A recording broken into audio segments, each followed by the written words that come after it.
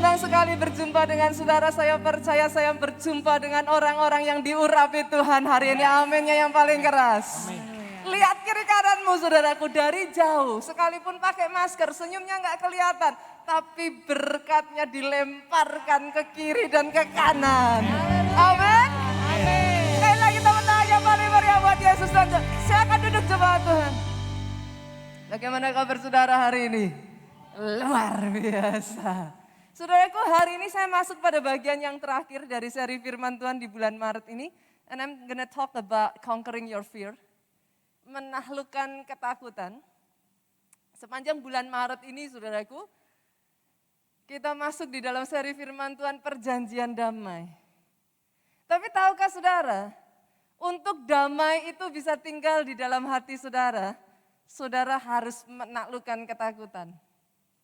Kenapa saudaraku? Karena yang namanya ketakutan dengan damai itu enggak pernah bisa jadi satu. Saya ulang ya, saudara. Yang namanya damai dengan ketakutan itu seperti api dengan air. Enggak pernah bisa jadi satu. Di mana ada ketakutan, enggak bisa ada damai. Yang mengerti katakan amin. Sebaliknya, di dalam damai enggak ada ketakutan. Dan saya harus mengatakan ini kepada saudara, damai itu asalnya dari Tuhan.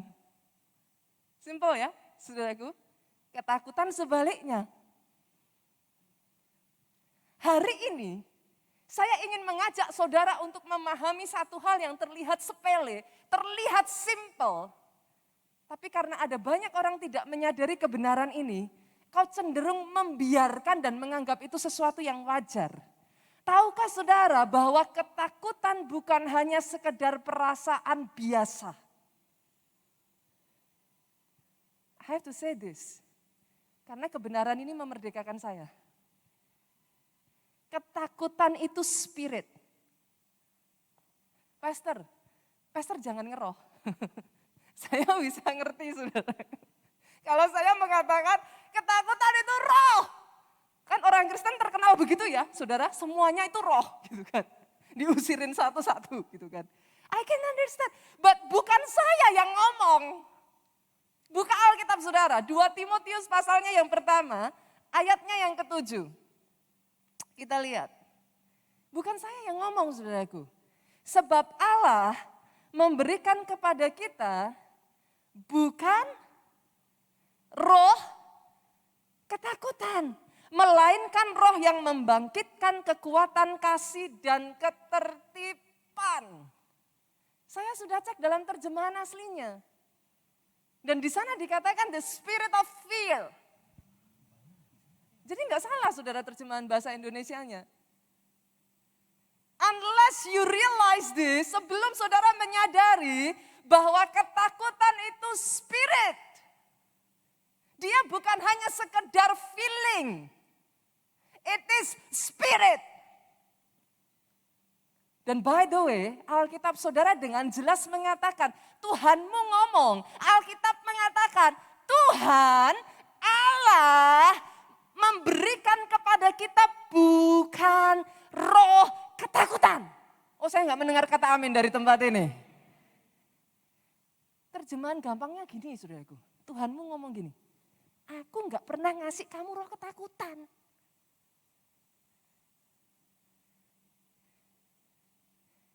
Kalau ketakutan bukan hanya sekedar perasaan, dia roh. Dan by the way, dia roh yang Tuhanmu ngomong, I don't give it to you. Aku nggak ngasih. Izinkan saya mengatakan ini kepada saudara. Alkitab saudara juga mengatakan, tunduklah kepada Allah, lawanlah iblis, maka dia akan lari daripadamu. Saya boleh mendengar kata amin yang paling keras dari tempat ini. Aminnya yang paling keras dari tempat ini. Jogja, come on, tepuk tangannya yang paling meriah buat Yesus Tuhan kita. Sejak dari saat ini aku deklarasikan tidak ada lagi ketakutan atas hidupmu. Setiap roh ketakutan yang sudah menindas engkau selama ini.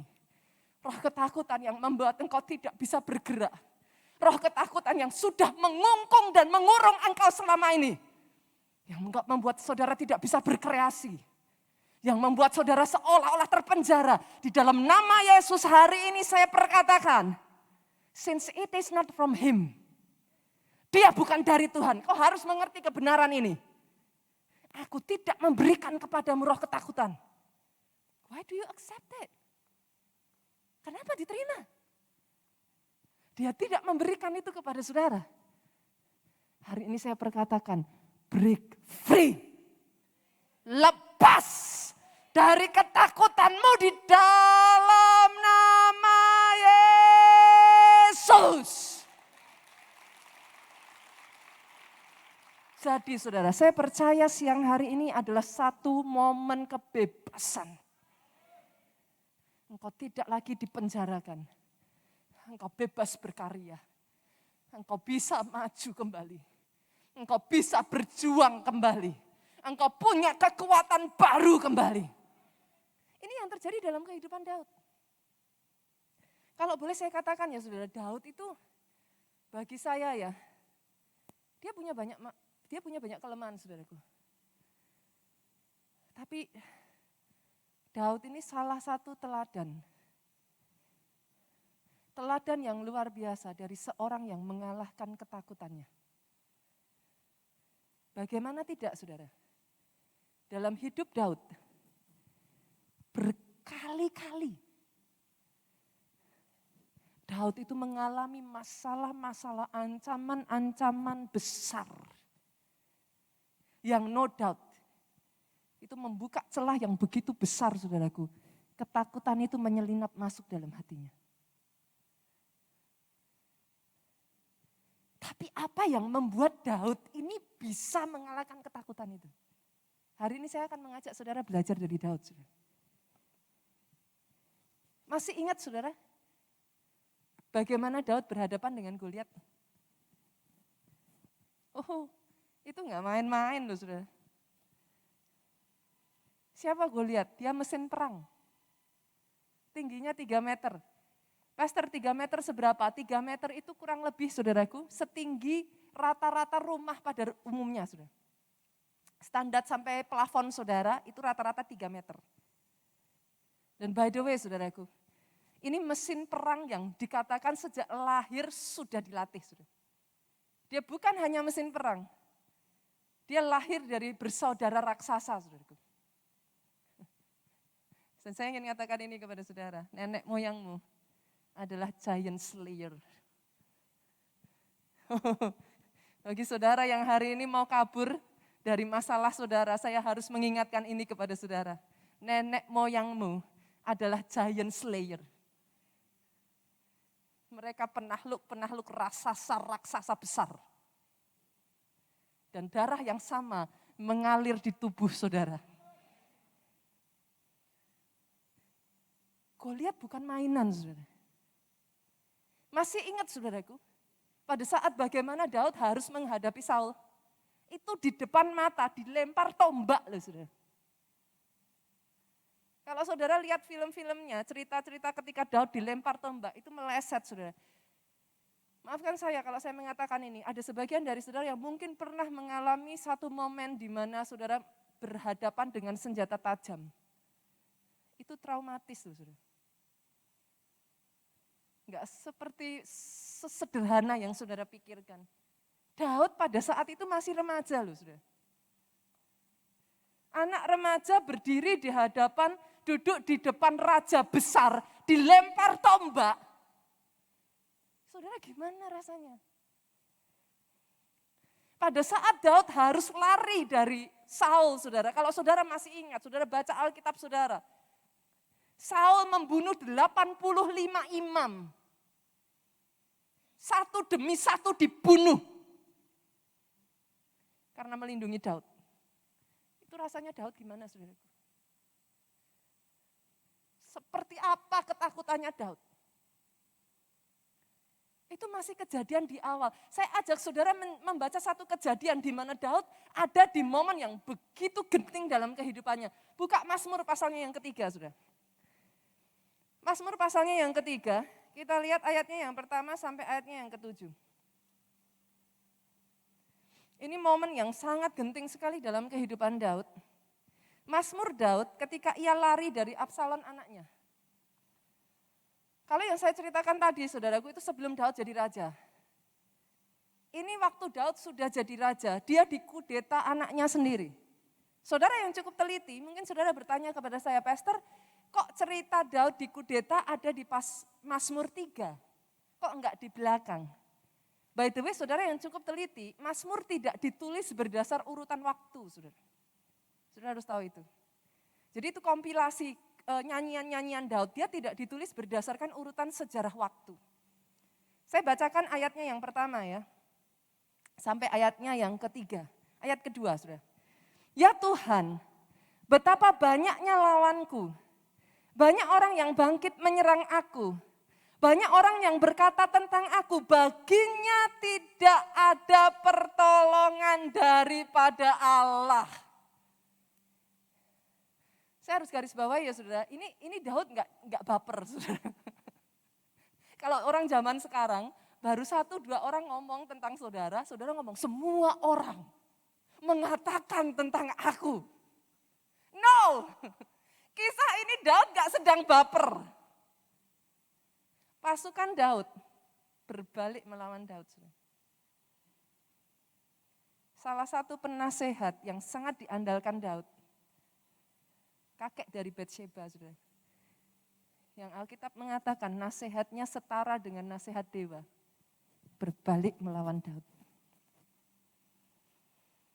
Mau saya tambah lagi, saudara?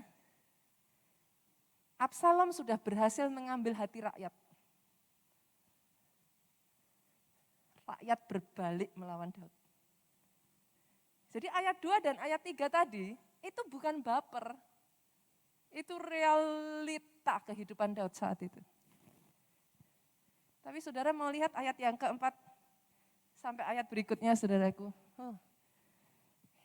Itulah kenapa saya mengatakan Daud adalah teladan dalam hal ini.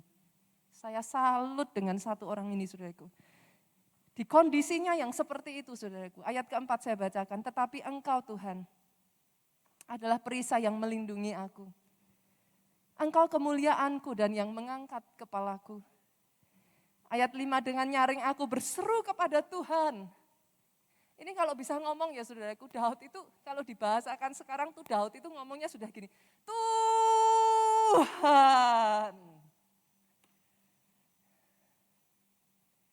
Itu sudah benar-benar ada di dalam posisi yang terjepit dengan nyaring aku berseru kepadamu. Ia menjawab aku dari gunungnya yang kudus. Hebatnya saudara di ayat 6. Aku membaringkan diri lalu tidur. Adakah di sini yang pernah mengalami ketakutan yang begitu rupa sampai untuk tidur pun kau nggak bisa? Setiap hari engkau tidur dan kemudian tengah malam kau bangun seolah-olah kau dikejutkan oleh sesuatu dan sukar bagi kau untuk tidur. Berhari-hari terjadi seperti itu. Ayat ini mengatakan, aku berbaring lalu tidur. Aku bangun sebab Tuhan menopang aku. Berapa banyak ketika saudara tidur dengan cara demikian untuk bangun lagi berat rasanya. Itu Daud saudaraku. Ayat 7 apa yang dia katakan, aku tidak takut kepada puluhan ribu orang yang siap mengepung aku. Ini bukan baper, ini realita.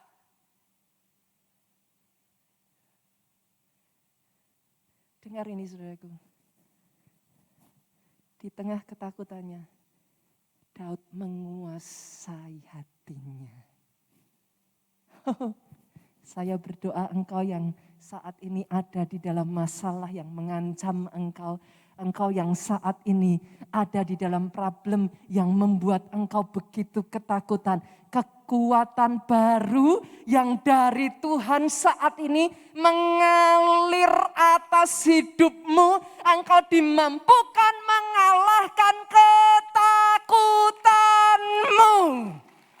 Oh, kalau mau tepuk tangan Jogja, tepuk tangannya lebih dari ini.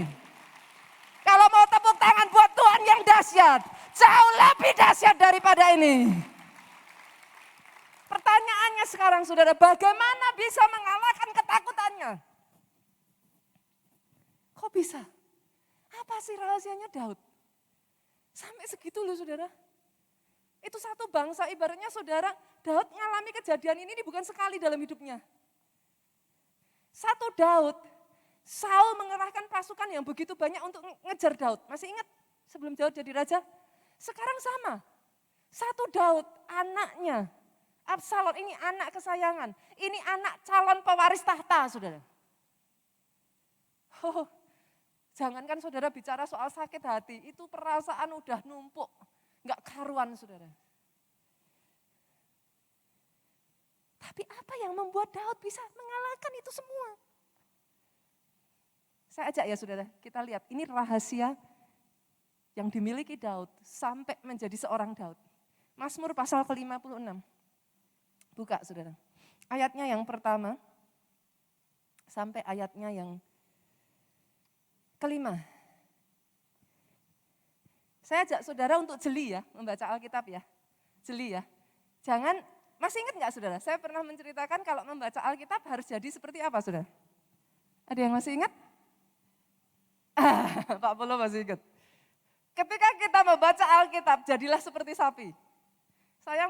Mulut saya tutup pakai masker. Saya nggak bisa memperagakan kepada saudara. Saudara pernah lihat sapi kalau makan cepet-cepetan, gitu saudara? Sapi kalau makan gimana? Itu sapi saudara. Kalau baca Alkitab, itu jangan seperti dikejar setan. Yang mengerti katakan amin. Baca pelan-pelan aja. Kenapa? Ada harta tersebar di situ. Kalau saudara cepet-cepetan, saudara melewatkan harta berharga di sana. Yuk kita lihat ya, ayat 1. Untuk pemimpin biduan, menurut lagu merpati di pohon-pohon tarbantin yang jauh. Dari Daud, Miktam dari Daud. Ketika orang Filistin menangkap dia di Gat. Berhenti sini saudara. Gat itu apa saudara? Ada yang tahu? Ketika orang Filistin menangkap Daud di Gat. Gat itu di mana saudara? Gat ini kota kelahirannya Goliat. Does it ring a bell? Oke. Siapa Goliat?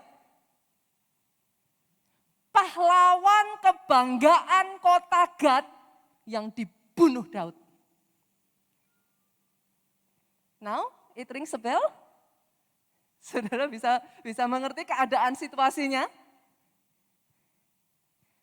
Daud ditangkap penduduk kota yang pahlawan kebanggaan dari kota itu dibunuh sama Daud. Kalau saudara jadi penduduk kota itu, apa yang saudara lakukan terhadap orang seperti ini? Kali ini saudara, cincang sampai habis saudaraku. Saudara bisa mengerti yang saya maksudkan? Ini Daud habis saudara. Dia ketangkap di kota kelahirannya Goliat. Ayat kedua sama ayat ketiga kita baca, ini yang dirasakan Daud. Kasihanilah aku ya Allah, ini real saudara, ini perasaan sebab orang-orang menginjak-injak aku. Sepanjang hari orang memerangi dan menghimpit aku.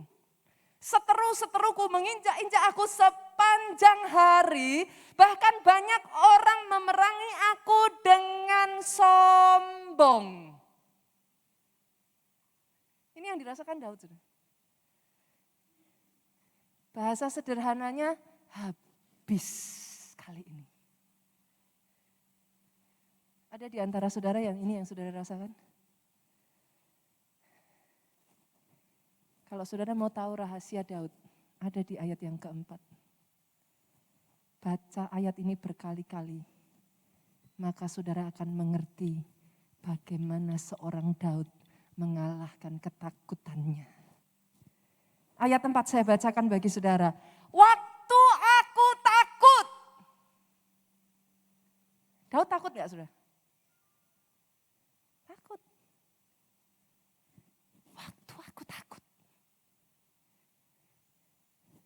Kalau engkau mengalami saat ini ketakutan, Daud juga pernah mengalaminya.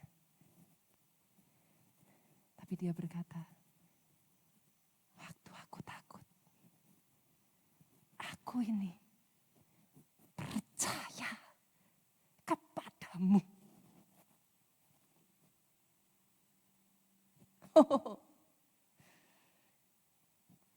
Di ayat ini saudaraku, terletak rahasia besar. Waktu aku takut, aku memilih untuk percaya kepada Tuhanku. Ini rahasia hidup dalam iman. Yes, Daud takut, no doubt. Dia sudah ketakutan, saudara. Dia jatuh di tangan musuh yang di kota itu dibunuhlah oleh Daud. Kebanggaan dari pahlawan kota itu habis. Tapi Daud berkata, ketika dia takut, dia alihkan fokusnya bukan pada bayangan ketakutannya, tapi dia alihkan fokusnya kepada Tuhannya. Kenapa saudaraku? Pada saat kau takut, semua itu jadi gelap. Dalam kegelapan kau tidak bisa melihat ke depan.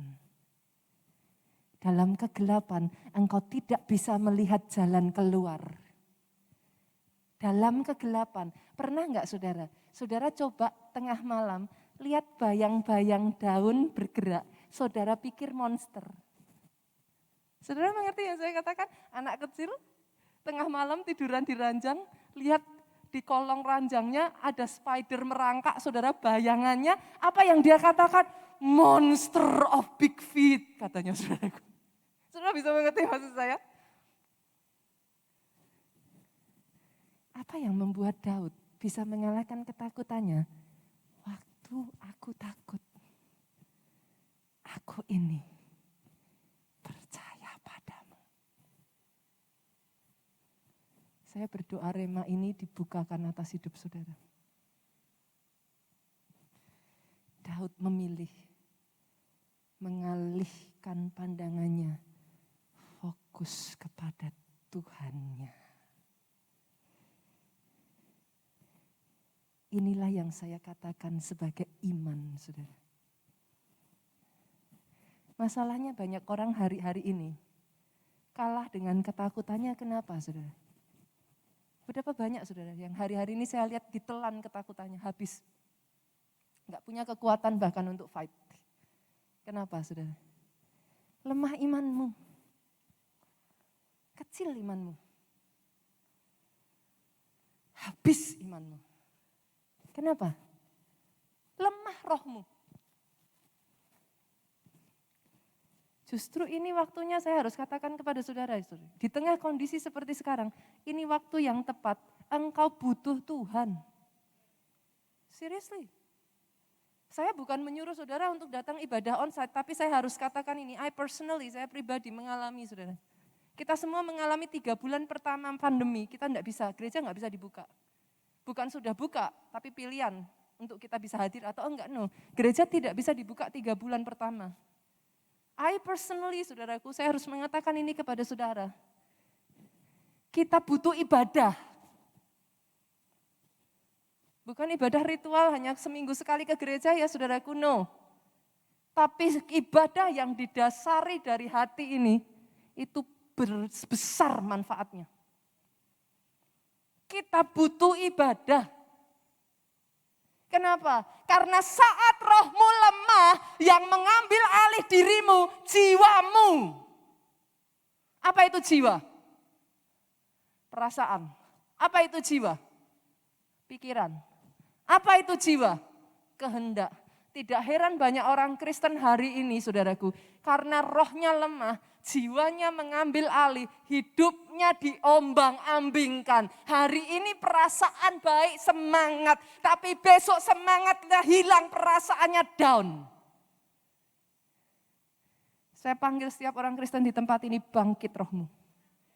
Bangkit rohmu. You are your spirit. Engkau rohmu yang punya jiwa tinggal di dalam tubuh. Jangan lupa itu saudaraku. Imanmu harus dibangkitkan kembali.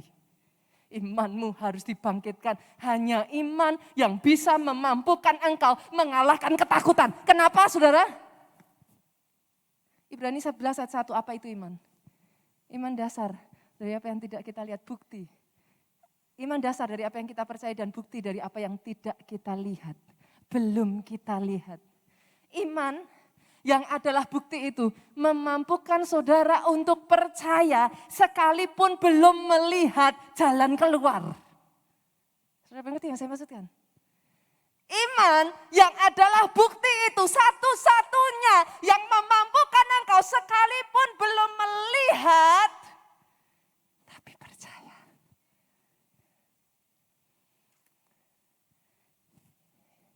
Itu yang terjadi saudaraku. Atas Daud. Itu yang terjadi atas Musa. Itu yang terjadi atas Abraham. Ibrani 11, dia taat. Sekalipun disuruh menuju ke tempat yang dia tidak tahu kemana. Itu yang terjadi atas Nuh. Ketika dia membangun bahtera, people start talk about him.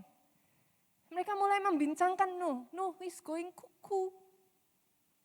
Nuh sudah gini. Gak ada hujan, gak ada apa, langit baik. Dia bangun bahtera.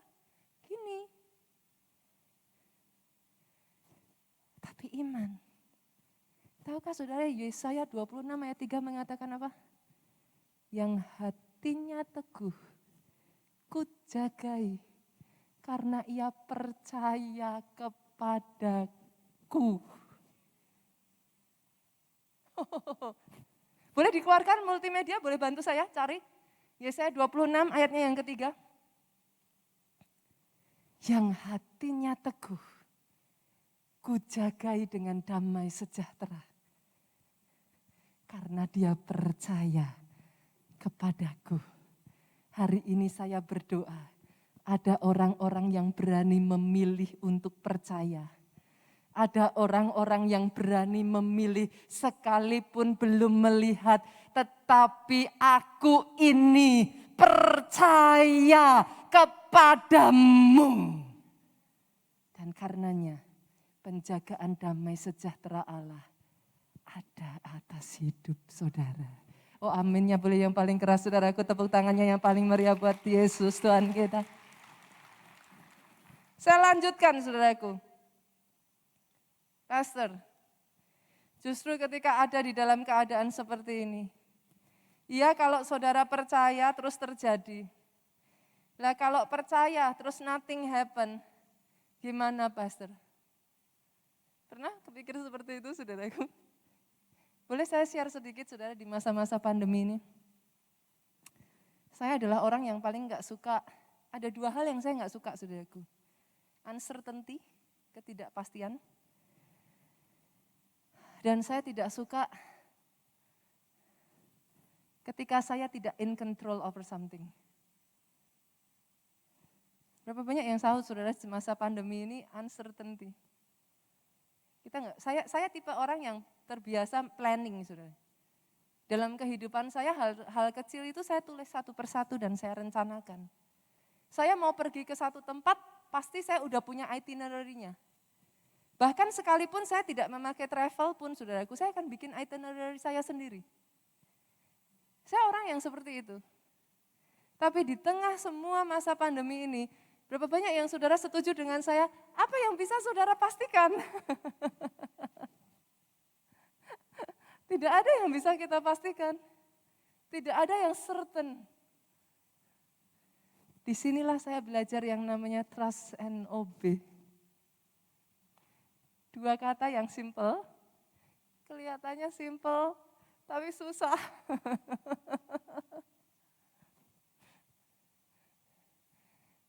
Bagaimana ketika gereja kita pada saat itu di tengah kondisi pandemi, saudaraku. Kalau kita mau lihat kiri dan kanan, kita nggak akan pernah buka gereja ini. Kalau saya ditanya, Pastor, kenapa alasan membuka gereja ini? Bukankah begini? Bukankah kondisi masih begitu? Saya jawab saudara hari ini, alasan gereja ini membuka pintunya kembali adalah kami mendengar perintah yang daripada Tuhan dan kami belajar untuk trust and obey. Bukan karena angka naik, bukan karena angka turun. Kalau saudara saja yang jadi jemaat berpikir bahwa it's crazy, saudara pikir saya nggak mikir yang sama. Trust and obey tidak sesederhana itu. Tapi tahukah saudara, orang yang seperti ini kujagai dengan damai sejahtera. Karena hatinya kokoh. Kita teguh bukan karena kita lihat gereja lain buka, bukan karena lihat angka turun, bukan karena lihat semua penanda yang ada di luar. Kita teguh karena kita tahu, kita dengar suara dari Tuhan. Itu rema, itu mandat. Dan sekalipun saudaraku secara manusia tidak mungkin, tapi kita berjalan dan oleh anugerah Tuhan sampai dengan hari ini, janji Tuhan tidak pernah berdusta.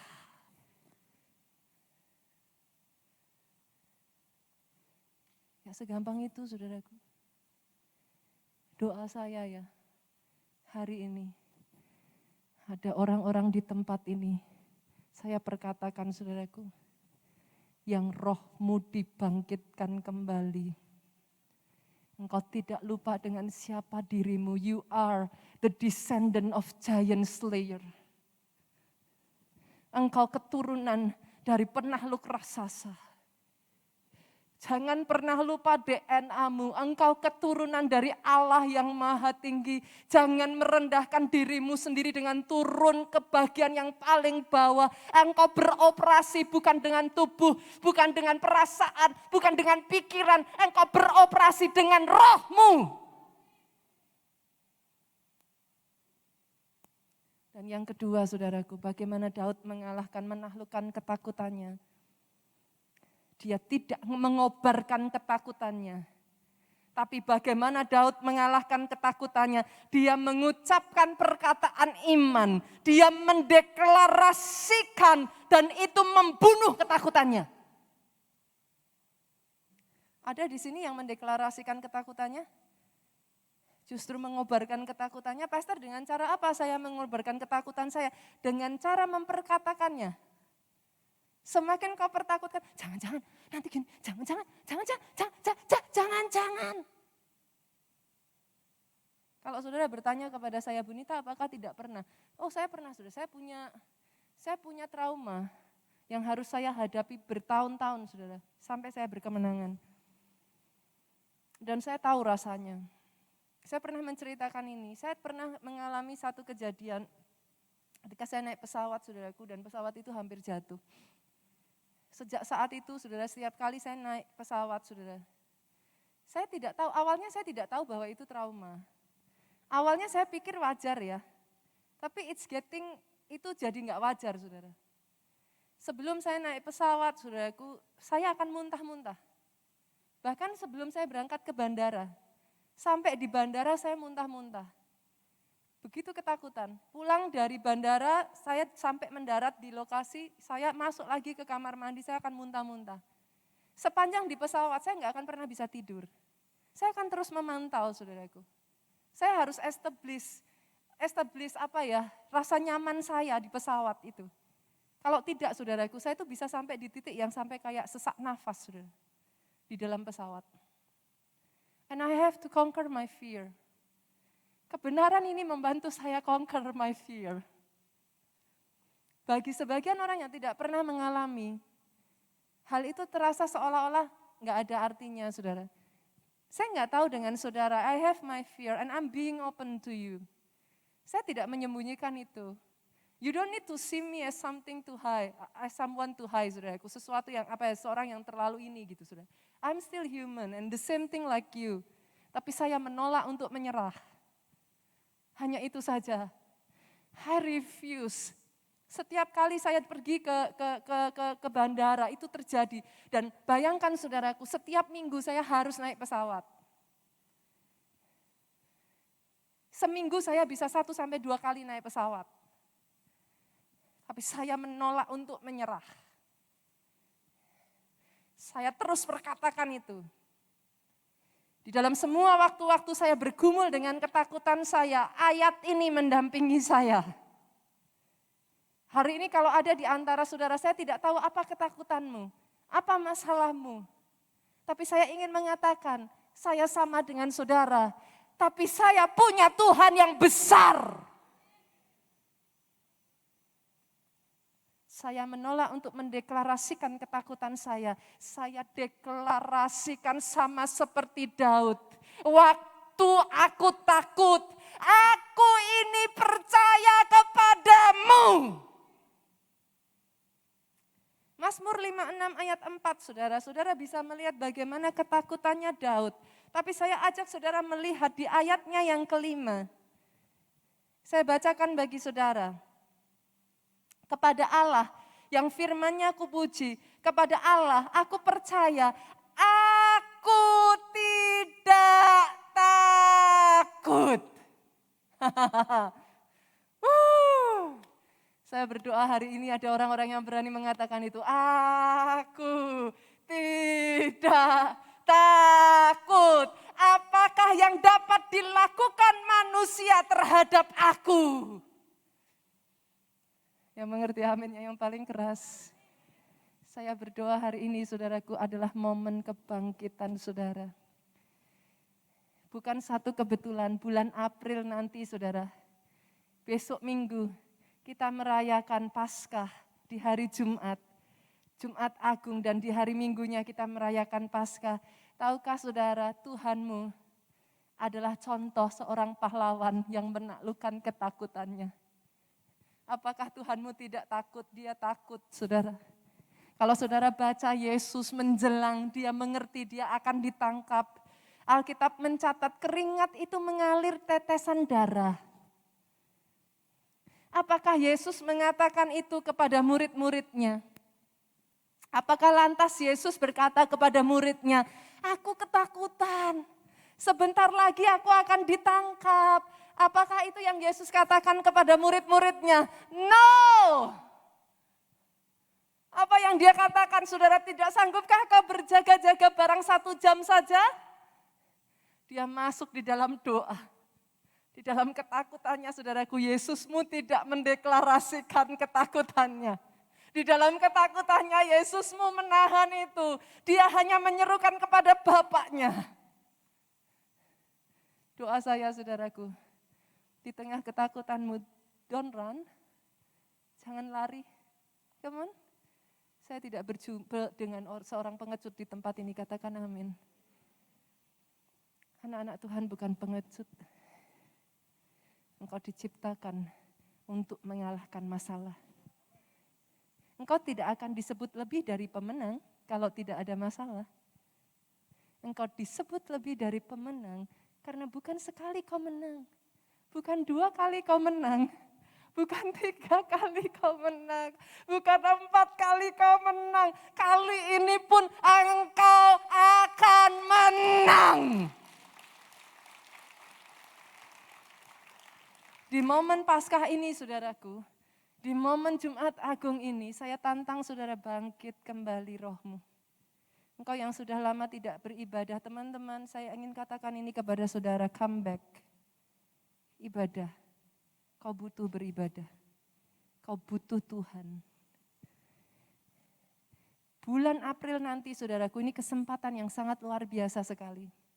Bukan hanya Paskah, langsung di tanggal 5-nya kita akan mengadakan doa puasa massal. Kali ini tidak 40 hari, hanya 21 hari, dari jauh senggol kiri kanan saudaraku, dari jauh begini aja, katakan kali ini aku pasti ikut. Yang mengerti katakan amin. Yuk, rohmu harus bangkit yuk. Amin. Bukan hanya tubuh yang nge-gym, bukan hanya pikiran ataupun jiwa kita yang dilatih di sekolah ataupun seminar-seminar, saudaraku, rohmu harus diasah. Puasa lagi, sudah lama engkau tidak berpuasa. Rohmu harus bangkit. Ayo kita ikut doa puasa dari tanggal 5 sampai tanggal 25. Dan kabar baiknya lagi, bukan hanya puasa, di antara tanggal 16 sampai 25 kita mengadakan KKR 10 hari. Oh, bangkit kembali tentara Tuhan. Kita akan umumkan nanti pastinya, saudaraku. Saudara tidak bisa maju ke depan untuk tumpang tangan dan lain sebagainya. Tapi bukankah saudara orang-orang dahsyat yang sudah nggak butuh juga tumpang tangan saja kan, saudaraku? Imanmu lebih daripada itu kan? Kalau memang belum bisa dilakukan seperti itu, saudaraku, bahkan di kursi saudara masing-masing, ketika kita bersama-sama secara korporat seperti ini datang di hadapan Tuhan, pengurapan Tuhan turun. Jangan lewatkan, saudara. Saya ajak, saya dorong, para pemain musik boleh maju ke depan. Saya ajak di acara KKR 10 hari itu, saudaraku, recharge lagi. Gampang kok, saudara. Kalau saudara mau tahu rohmu itu lemah apa rohmu kuat, gampang. Rohnya kuat ya, saudara, ngadepin apa-apa. Boleh ada ketakutan, mungkin sedikit muncul goyang, tapi langsung cepat hold the ground. Yang seperti ini ya, saudara, firman Tuhan yang disampaikan Pastor Jonathan. Engkau bukan berjalan mundur, engkau bukan berlari, bukan terbang, tapi dibawa Tuhan terbang. Itu paling enak loh, saudara. Dibawa Tuhan terbang, itu paling enak. Akan tiba waktunya kami bisa menyaksikan kepada saudara apa yang Tuhan izinkan terjadi di masa pandemi ini. Bagaimana Tuhan membawa gereja saudara ini terbang dengan begitu tinggi. Tapi sebelum waktu itu tiba, saya menunggu saudaraku. Di tengah-tengah saya ini akan ada kesaksian demi kesaksian. Bukan hanya dari gereja ini, dari saudara-saudara dibawa terbang tinggi. Yuk bangkit berdiri jemaat Tuhan. Kemuliaan dinyatakan, pahat besar dicurahkan, kau bangkitkanku menjadi terang bagi bangsaku. Come on. Katakan ini sebagai deklarasimu. Besar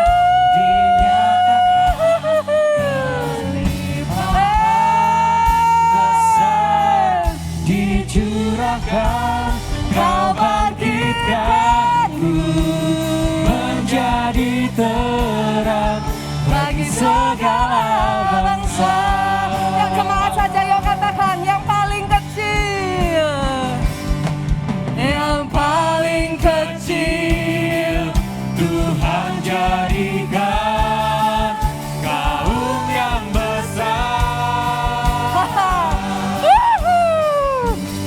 Yang paling lemas Tuhan jadikan bangsa yang kuat. Sekali lagi ya jemaat Tuhan, katakan dengan segenap hatimu.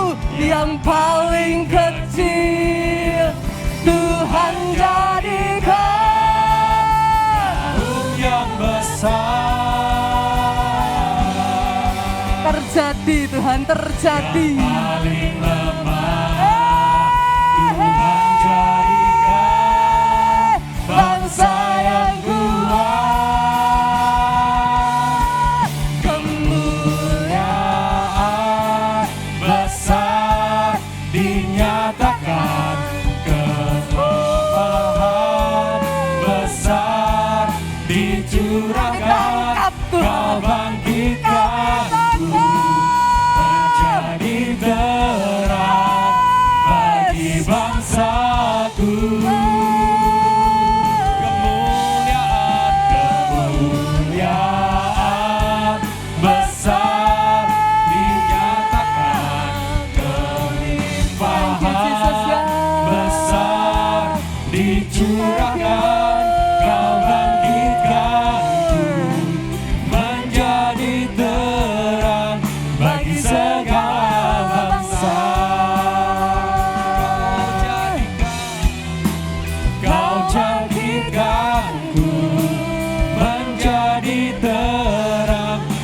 bagi segala bangsa. Kau bangkitkanku menjadi terang bagi segala bangsa. Sorak-sorai yang paling meriah bagi Raja di atas segala raja. Angkat kedua tanganmu, saudaraku, diberkatilah engkau oleh Tuhan.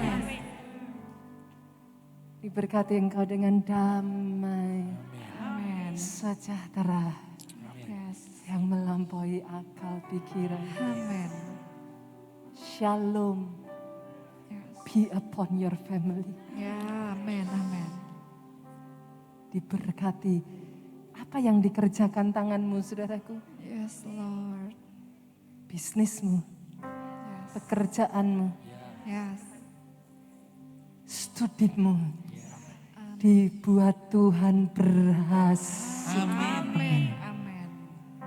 Anugerah umur panjang ada atas hidupmu, sehat, sesehat-sehatnya di dalam nama Yesus. Masa depan yang gilang gemilang, Kami terima Tuhan. itu jadi masa depanmu. Yes, amin. Diberkati pelayananmu. Yes. Mulai bangkit, saudara. Di waktu-waktu ini, jangan berdiam diri. Ketika kau mengangkat tanganmu, kau terima blessing itu, diberkati pelayananmu, berjuang di dalam pelayananmu. Mulai bergerak. Orang-orang yang belum menerima Yesus, bawa mereka kepada Tuhan. Mulai bergerak. Jangan hanya berdiam diri di tempat di mana engkau bekerja. Jadikan itu ladang pelayananmu. Apa yang dikerjakan tanganmu, biar itu dipakai mempermuliakan nama Tuhan. Lord, yes, Lord. Bahkan diberkati kesaksianmu. Yes. Akan ada kesaksian-kesaksian yang muncul dari lidah bibirmu akan kebesaran Tuhanmu. Yes, yes, yes. Pulang dengan membawa sukacita, damai, sejahtera Allah Bapa, cinta kasih Yesus Kristus, persekutuan dengan Roh Kudus, sekarang sampai selama-lamanya. Engkau yang diurapi, katakan dengan suara yang paling keras.